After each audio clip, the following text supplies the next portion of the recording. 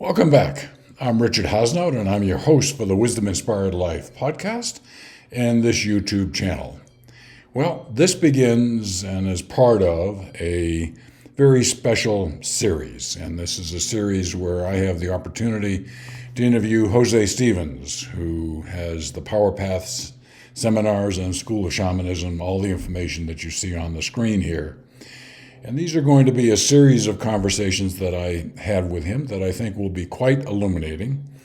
And to an extent, they will give you an introduction to a topic, and you may or may not want to learn more. But if you want to learn more, Jose Stevens has a tremendous set of capabilities and offerings that can do exactly that for you. And you see the information on the screen where you can call the office or email Jose in Santa Fe, New Mexico. So with that said, let's get into the current topic.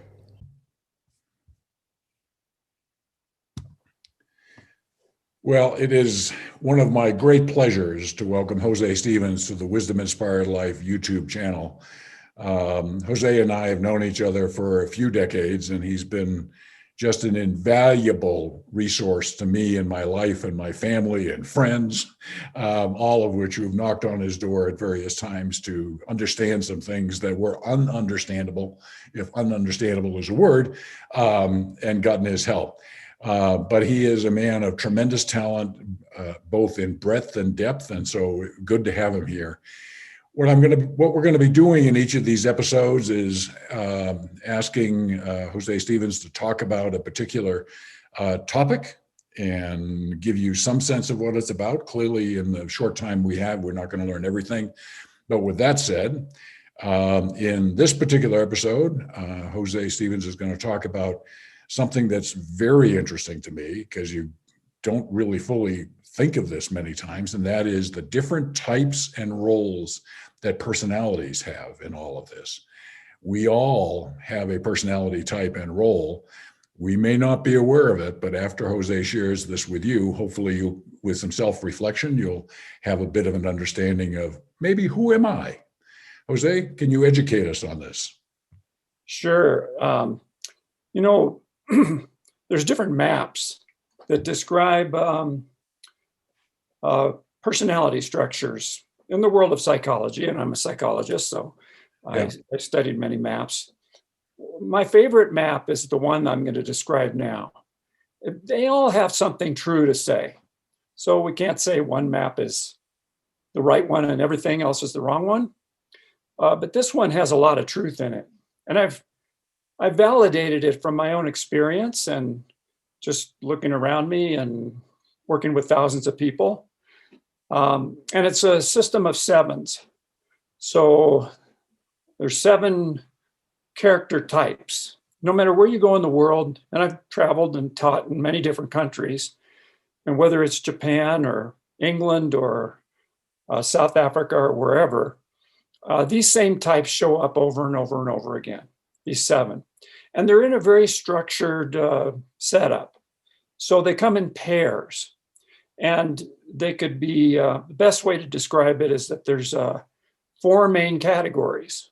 There's expression people, there's inspirational people, there's action-oriented people, and there's assimilative people. And those are 4 different directions that energy moves in this universe. So expression is outward, like the sun radiating light. Inspiration is upward, lifting up. Action is forward, and assimilation is inward. So that pretty much covers all the different ways that energy can move. And in the world of nature, we see that there's herds and there's packs and there's insects have, their hives and all that. And we see that they're very specialized and they have certain jobs that they do. For example, bees, it's well known, there's soldier bees that protect the hive and artisan bees that create the hive and server bees that take care of the eggs and the queen bee that lays them. And, people haven't noticed, but humans are no different. We have specialties and together we contribute those specialties to make a whole.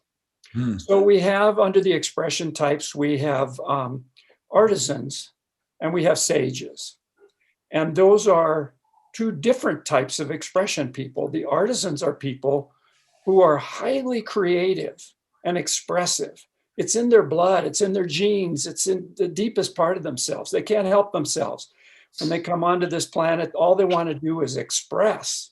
They're singers, they're fashion designers, they're architects, there's artists and photographers. It goes on and on. You could see them doing something like police work or being a lawyer, but they're seldom as happy in those professions. Usually on their private time, they're off creating, and it's revealed in their clothing and the way they talk and express themselves through gestures. And they're particularly, artisans are very gifted through their hands. They're inventive, they're creators, they can work with almost any material and make things. While the sages are much more gifted in communication skills and the ability to speak different languages or use a language very well and express themselves. You think of a classic Shakespearean actor or somebody that uses language in an impressive way. And those would be sages. They're built for the audience. You see them a lot on television. You see them a lot in the media. They have looks that are grab your attention. They're a little bit bigger than artisans physically, and more charismatic, you could say. And they're very funny people. So they're very good entertainers. Most of the late night comics, stand-up comics, those are natural born sages. And, you can try to do that, but unless you're a sage, you can't really get away with it. So then there's the inspirational pair. There's the servers and priests. And servers are people that are born nurturers. They just know how to take care of people. They love to doctor people. They love to nurse people. They love to be mothers and fathers, and they love taking care of, just in general, other people. And they often do that through service work. They either do it through nonprofit type work where they feed the hungry and clothe people and shelter the homeless and things like that. Or they go into medical professions, doctors, nurses, masseurs, massage people, acupuncturists.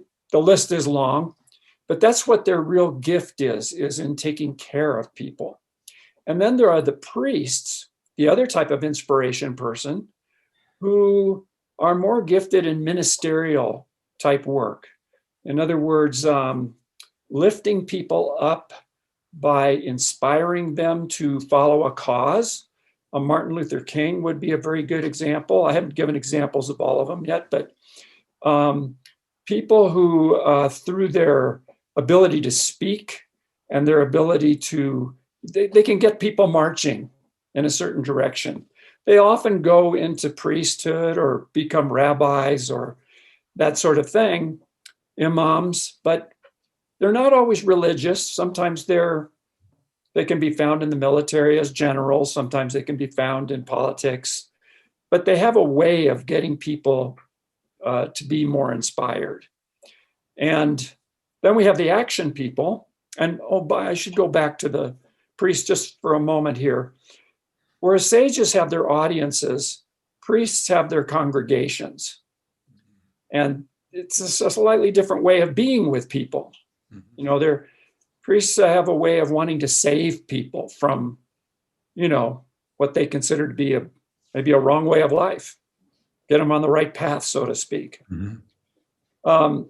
So then we have the action people. We have warriors and kings.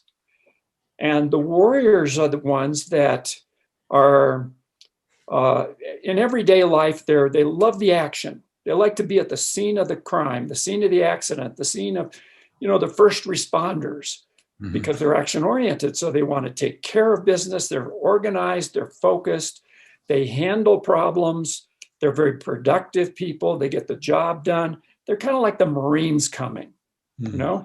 They like soldier work. They like police work. They like firefighting. They like athletics. They like things that the rough and tumble. They're the kind of people that can, have a boxing match with somebody first, and then they go off to the bar after and have a beer with them, no matter how bad the fight was. So there's, they're people of principle. Yeah. They like their principles and all of that. Now I should mention here that these types are in different ratios in the population. So we have kings also. They're like exalted warriors. They're really gifted at leadership. They're natural born leaders. And they have a kind of quality of having people just naturally want to follow them and want to trust them and do what they say. They're very commanding. They come, of course, both as males, and all of these types come as both males and females. You have female warriors, male warriors, female artisans, male artisans, and the same with kings. There are as many women that are kings as there are men. And it just so happens that the word king is used. I suppose the word queen could be used, but the way I learned it was, they were all called kings. Yeah. We have presidents that have been kings, like John F. Kennedy, and Donald Trump is a king. We've had women, for example, mostly more in entertainment and acting. Martha Stewart in business. And we have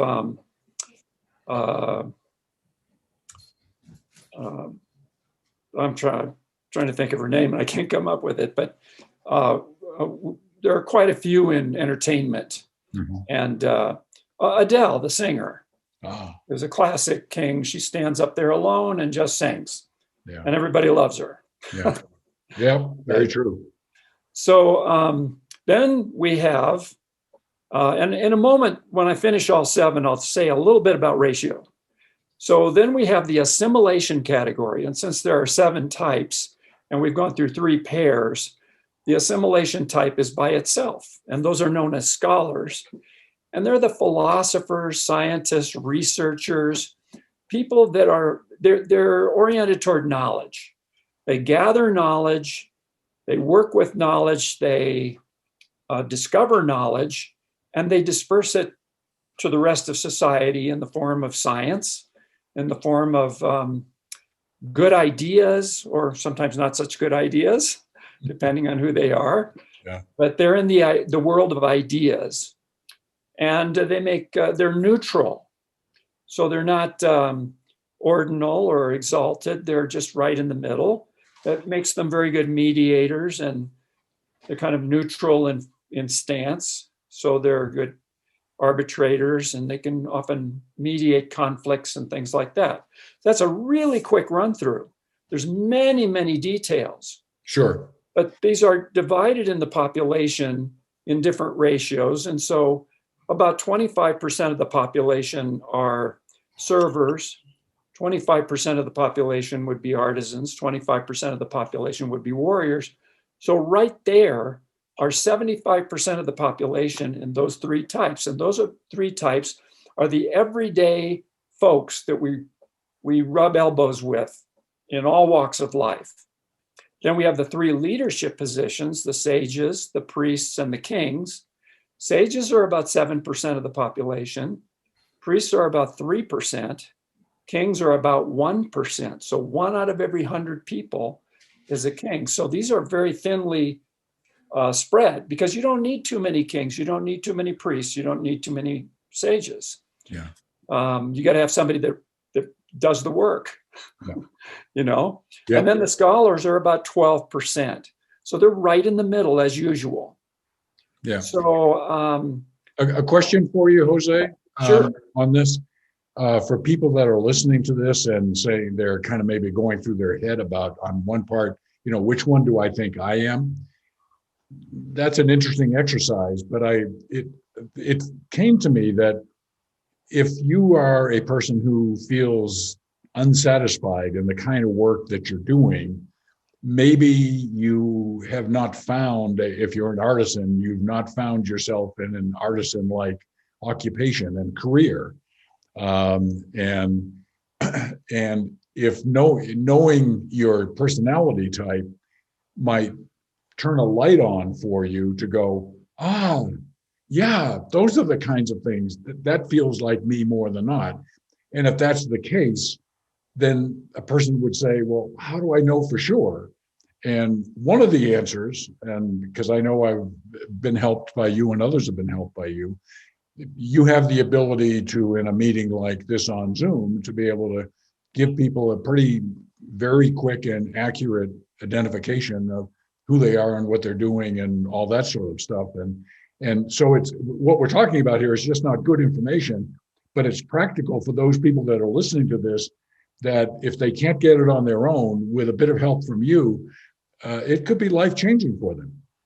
It could be extraordinarily helpful, especially, I mean, it can be helpful at any time of life, but I found extraordinarily helpful for younger people. Yeah. People who are like 18 and 19, they're in college, or maybe they're just before college, and they're confused, and they're still under peer pressure to be certain ways or do certain things. Yeah. And when they finally find out what their main thrust is, which type of person, it can make an enormous difference, and it can help them extraordinarily with self-esteem, and a feeling of a sense of direction and a sense of satisfaction.